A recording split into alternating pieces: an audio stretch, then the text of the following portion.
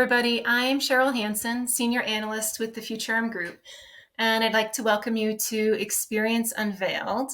This is our inaugural podcast, first one, and it focuses on customer experience and employee experience. Each episode is going to consist of an informal discussion with an industry expert in either customer experience or employee experience. So to give some color, at the Futurum Group, we view customer experience pretty broadly, consisting of technologies such as customer data platforms, customer analytics, customer feedback and voice of the customer, CRM, personalization and optimization, and contact center technologies. We also consider employee experience as the foundation to a great customer experience. And we definitely spend a lot of time digging into EX as well as CX. And so this week, we're going to explore the question of what is next in employee experience. And I'm really lucky to have Dr. Krauss, Chief Scientist, Growth and Insights at SAP SuccessFactors. And I met Dr. Krauss at the recent SAP Success Connect conference, and she did this really interesting presentation on the psychological research behind SAP SuccessFactors solution strategy. It was a really interesting kind of behind the scenes look at a research type that you often don't get to get insights into. And so that's where we connected. So Dr. Krauss, it's great to have you here. Thank you so much for having me, Sherril. And I have to say, congratulations on the new podcast. And I'm really looking forward to our chat. Yeah. So let's get right into our topic of the week, which is employee experience. And to give, again, some more background into how we look at employee experience, we take a broad view of it and consider that it encompasses an employee's feelings and perceptions of their experience with their company along their total employee journey. And from a technology perspective, this can include using solutions to support employee experience, such as voice of the employee, recognition and rewards, well-being, community and culture, communications, digital employee experience, and those supporting technologies, but definitely employee performance and development. So Autumn, again, good to have you here. Before we get into kind of our main topic area, I was hoping that you could give us a bit of background on yourself and how your path brought you to SAP. For sure. Thanks, Sherril. So I am an organizational psychologist by discipline. I have a concentration in occupational health psychology, which is about the health and safety and well-being of workers. And so very happy to see in your framework for EX, well-being mentioned. We definitely think about well-being being a key part of EX as well. I joined SuccessFactors about 6 years ago. And actually, it was in support of the Wellbeing at Work initiative that we had at the time. We were actually focused as a line of business on really connecting the dots between well-being, which was such a prevalent topic and investment area at that time, with how our suite could really support individual well-being as well as really fostering an organizational well-being culture. And so I came over to really lend my expertise and a hand in connecting those dots and spent some time in that well-being space out of the gate. I've really, after that, we'll talk a bit more about my team here in a bit, have broadened our topic area as well, beyond well-being to all different aspects of future of work. As a career, I've always been in more of like an HR tech or a management consulting company. I'm really focused on more of that research and development or scientist-oriented activities. In my discipline, we always talk about the scientist-practitioner gap and how we're always trying to close it. And so in my case, I think I've always worn both hats, really trying to bridge that gap between the research and the science and what we actually can implement in practice to make impact. So that's a little bit about me. Yeah.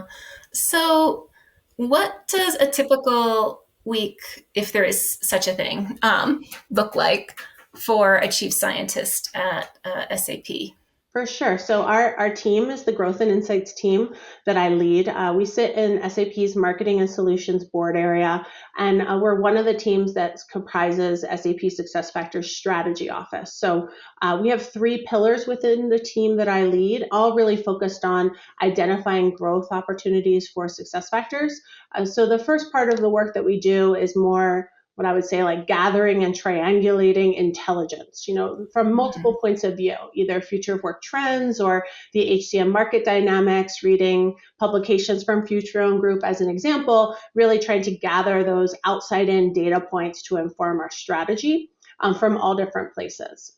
And then the other thing we would do is compare a bit of that external perspective to where our investment areas are currently inside the business, what be it the product capabilities or our partner strategy, and to identify really where are those potential opportunities, where if we invest in either net new topics that we're not addressing or we change our approach to areas we are already working on, we can have high impact to the business and our customers. So the fun thing about my team is that we are comprised by a lot of different experts and disciplines. So I have other behavioral scientists and psychologists like myself, but also competitive intelligence experts, market researchers, strategy and finance experts. And so I like to say that we are known within SAP as being a real team of nerds, and we own that badge proudly inside the business as part of our brand. Yeah, it's really great to have such a broad team. I love your branding, and your team must be kept very busy with keeping up with all the kind of incoming signals about what's going on in the market. Lots of stuff, lots of data being churned out right now. For sure, for sure. And I do think that, in any given week, we are having an opportunity to really be out there, either collecting data ourselves and doing some of that analysis and thinking type of work. But then we also get to work really closely with our other stakeholders. I mean, I think we'd all agree that insights can be interesting, but we want them to be useful. So how can we actually make use of them either inside the business for decision making or as thought leadership with our customers and to the market at events, which is how you and I came to meet at Success Connect. Yeah. And the subject of learning and training and skills development has been a really, hot topic lately. And at Success Connect, you had mentioned that SAP was reimagining what the learning experience was for employees. And I was hoping you could talk a little bit about what that really means. Yes, absolutely. This is an area we're super passionate about, not only within our team, but within the SAP SuccessFactors business. I'm really excited, and it shouldn't be a secret that we really have a renewed investment in our learning product. And that reimagined learning experience, as we call it, within the product was very much informed by a year-long research program that my team led called Fostering Lifelong Learning. And when I say it was a year, I mean it was a very busy year. We conduct our research with a mixed methods approach. So we do qualitative research with customer interviews, and then we also do global employee and people manager surveys. And so more on the qualitative side with 92 different learning leaders across 58 customers around the world. We conducted all the numbers, 33 focus group sessions. And if you think about that, that's a lot of focus groups over the course of the year. And also across time zones to make sure that we were friendly to our Asia Pacific, Japan customers. Yes, lots of focus groups. That's why we have doctoral interns helping out to make all of that happen. And so we were studying so many different parts of the learning experience. So things like unique learner personas. If you think about extended enterprise learners, so contractor type learners or deskless learners, they need unique capabilities or an experience that's special to them. And then also more of the psychological pieces of the puzzle, like learning culture, learning in the flow of work, and without a doubt, some data-driven types of topics like learning analytics. And so really that was all part of the research on the qualitative customer side. And then we also conducted that survey. I mentioned over 1,400 global employees participating, talking about their learning experience, what matters to them when it comes to learning, et cetera. So all of that came together. Very broad based, very broad based. Yeah, exactly. There, and it is so important because if we're Yeah, trying to really use these data to drive yeah, product vision and strategy, we really need to cast a wide net and make mm, sure we have good samples, to inform our thinking. So yes, lots of data. It was a good year of data. yeah, And with that, we built a couple deliverables. There's plenty of them, and we can make sure that your audience can get access to all of those yeah. outputs from that learning project. But one of the key deliverables that I think you're referencing that we talked about at Success Connect is this framework that we built out, which Mhm. really described and really recognize that learners have so many different motives to learn at work. And if we're going to build a comprehensive learning strategy and enable it through our product, then we really need to meet learners on all those different motives. And what I'm referencing here is that we have built out this idea that learners either they have to learn, they want to learn, or they need to learn. And so I know that sounds super simple, but there's layers beneath that, as there always are. But just recognizing that we want to create an experience that caters to all those different learning motives and know that the experience needs to be a bit different. Because if it's like a have to learn for compliance purposes, I need to get in, I need to get out, those types of things, versus if it's a want to learn for growth and development or maybe my next thing when it comes to internal mobility, then it's more of curiosity and wanting to create an environment and learning that allows us to explore and see what might be out there. And so you can see all of these motives clearly outlined and supported in the Yeah, new learning experience. yeah. Really important that you're addressing all those kind of key attributes of what people, um, want in their learning experience. And as you said, it can be so different, as a desk worker, deskless worker, and even the tools that they have available to them on how to do their training. So, great information there. You know, during your presentation at Success Connect, when you talked about, what was on the agenda for the future, one of the items that really kind of stood out to me was understanding what the next EX or employee experience is. And, during that chat, it was described as, how the definition of and the measurement of and, the interventions and actions to improve employee experience, how are those going to evolve in the future? And so I wanted to dig into that a bit and see what your thoughts are on what the next EX is. For sure, yes. That's one of our active research Yeah. programs. So I think we had the opportunity to spend some time on things that we've done before, like the learning project, and then what's on the agenda now. And that is the next EX, as we like to say, if we're all and looking at all the different elements you just described. I will say that so far in our research, which we've done an academic literature review as well as a business press review, and spent some time with our subject matter experts that we assemble across SAP to really weigh in on the topic. Not surprisingly, there's been a considerable evolution in how we've defined EX Mhm. over the past years. At first, you would have been a lot more about engagement, and then a heavy Mhm. focus on well-being and work-life integration over the course of the pandemic. That really brought that as a key theme and priority.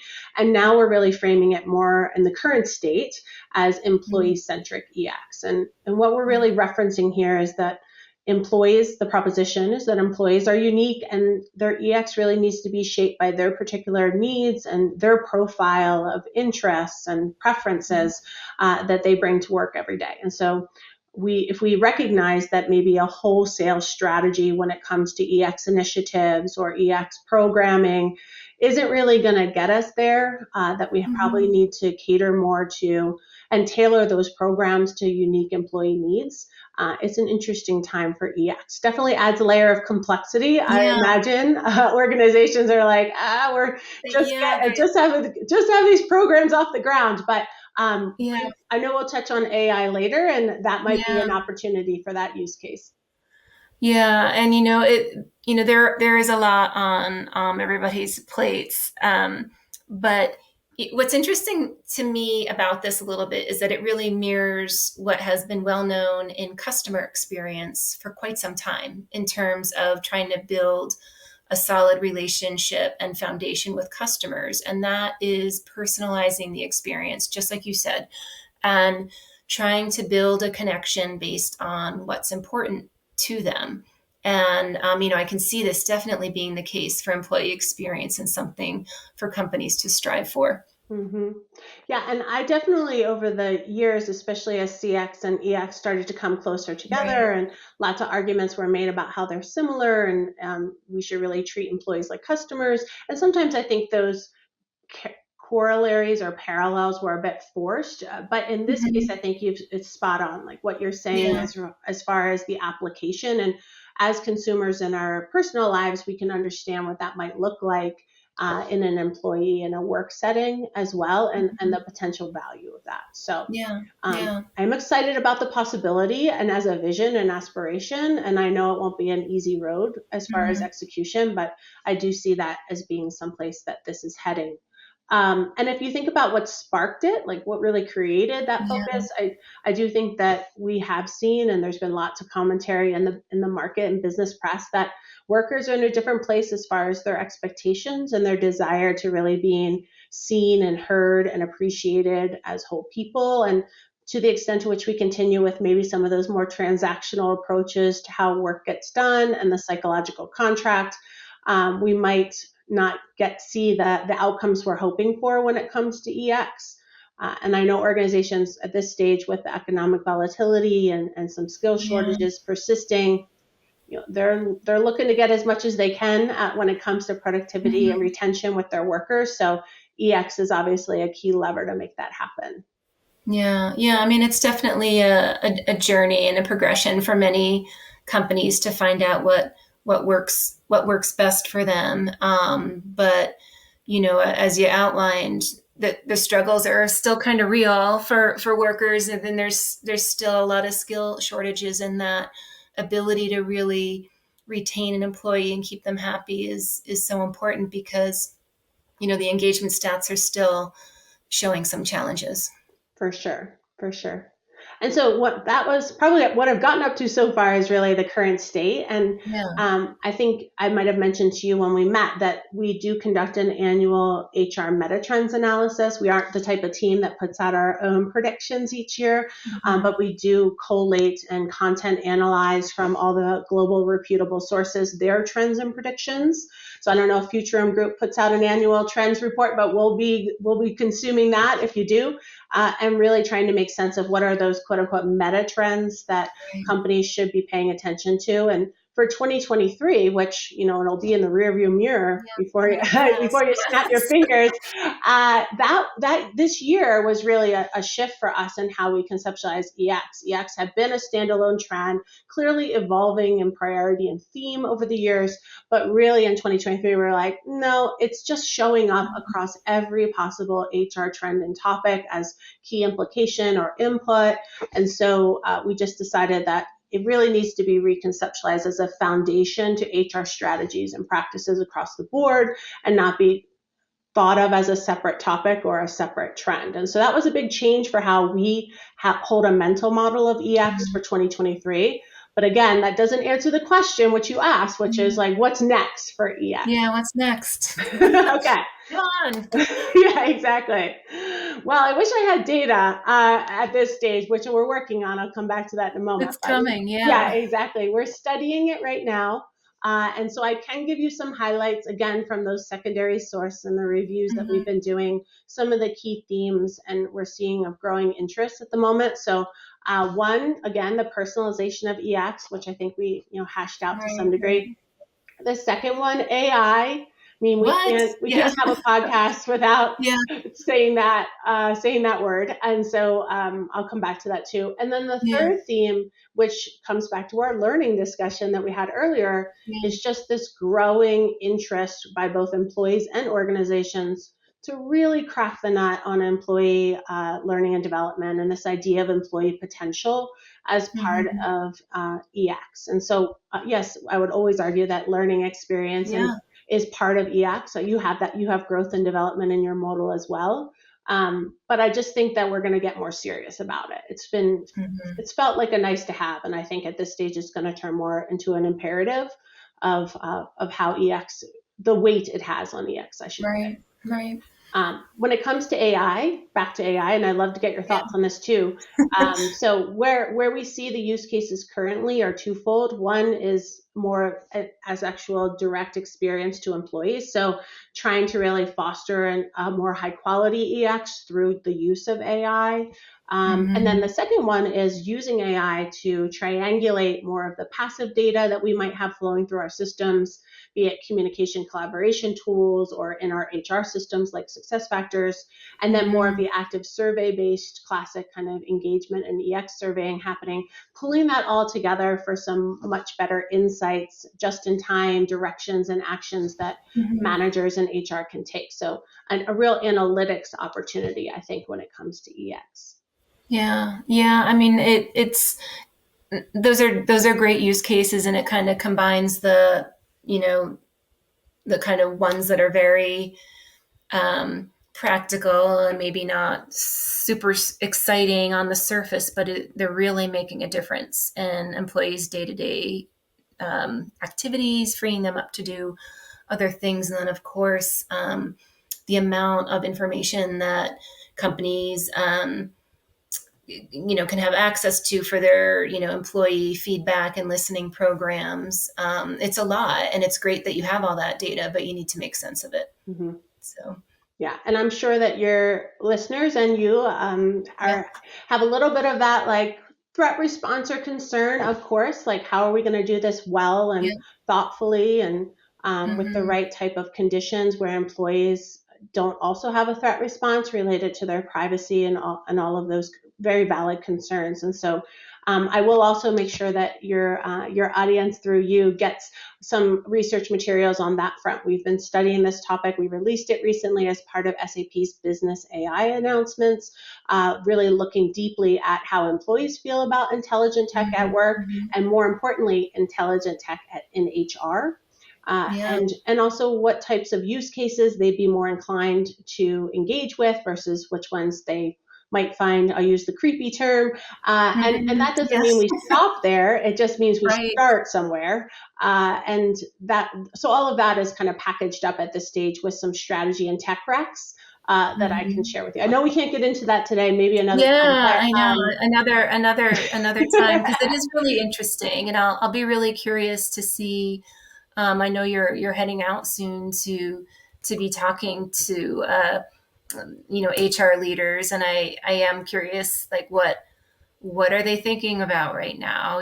How much focus are they giving it right now? And we're just scratching the surface of everything that AI might be able to help with. But like you said, it has to be handled a bit delicately in these situations sometimes. So yes. And this, a yeah. lot of what I shared on the NextCX front is, I have to admit, still speculation, which scientists hate to do, but the proof will be in the data. And you are correct, Sherril, where I'm actually, as of tomorrow, I'll be heading out the door to go spend some time in Europe and speak directly with our HR leader customers, just interviewing them for the program, and then also launching our global surveys by the end of the year. So data are on the way, and Yeah. we'll be happy to share with you what we find. Great. And to start to kind of move towards wrap up, what I would love to know is, what are some of the things that you are most excited about professionally as you continue your research in this area? What gets you moving, and what are you looking forward to? Yeah, for sure. And whenever I hear someone say, like, what gets you moving, it makes me think, like, what gets you up in the morning? And then I think Yeah. about the very difficult night sleeps where my husband and I are still having with our toddler not sleeping through the night yet. So at 2.5, there is a Something lot more that I peaceful. need, a lot of Yeah. motivation to get me going in the morning. Yeah. Uh, so I often think about this concept that Adam Grant, so I'm sure everyone in this space of HR has kind of heard about Adam Grant really thinking and putting forward a lot of research on this idea of line of sight to your ultimate beneficiary. So in this instance, he was talking about doing these really quick, cool experiments with workers where if we had better visibility into the ultimate beneficiaries of our work, then we'd be more motivated and to give more discretionary effort to show up every day and work hard. And so for scientists like myself and my team, that sometimes can feel hard to find, that view to the ultimate beneficiary of the research and the insights that we're producing. But I think it's there, and it might not be obvious, Mhm. but just hear me out. If we think about our Yeah. team's research and the fact that it's promoted out to the market and finds its way also to customer organizations, and that influences their strategy and their technology choices and what they do as far as their practices with their employees, then we're having impact on those employees. And then there's a whole nother angle where as we Mhm. influence the design and the development of our products and HR tech and send that out to the world and our customers consume those and use those with their workforces, then that's a whole multiplicative effect, of Yeah. how our work is being used with employees. So what gets me up in the morning is that ultimate end user, right? The Yeah. employee every day who's experiencing either their HR Mhm. technology and trying to be successful at work, or the practices that their companies put in place, the culture that their company builds. So that's how I like to think of it. At the end of Yeah. the day, there's puts a lot of responsibility on my team to deliver Mhm. high quality research if it's going to have that far reaching impact. Yeah. Yeah. I love that. And it really is work that has purpose. I'm a bit of a survey and research geek myself. I love seeing all the CX and EX research that comes out. But what I really like to see is, research that is done maybe not just for like a few marketing bylines, but really useful information for leaders to make change with. So, to wrap this up because we're hitting some time. Um, I did want to point to the HR research library that Autumn's team at SAP SuccessFactors makes available to the entire human resource community, and it has deliverables associated with past research projects, and it also has information on some of the research that Autumn referenced today. We're going to have a link to that library on the bottom of the screen, but we'll also be I'll include it in our show notes that will be on the Futurum Group website for this podcast. So, Autumn, thanks so much for your time.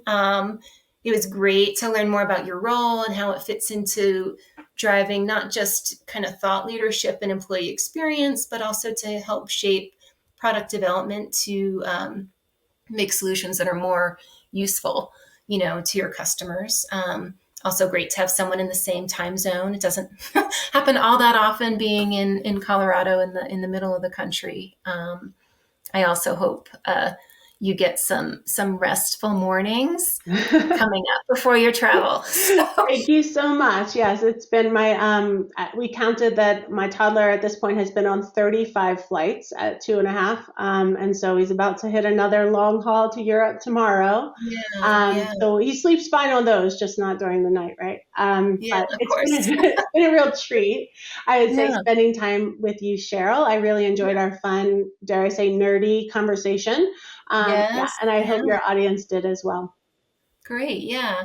So thanks everyone for tuning in, and be sure to subscribe, rate, and review the podcast on whatever your preferred platform is, and watch for the next episode of Experience Unveiled.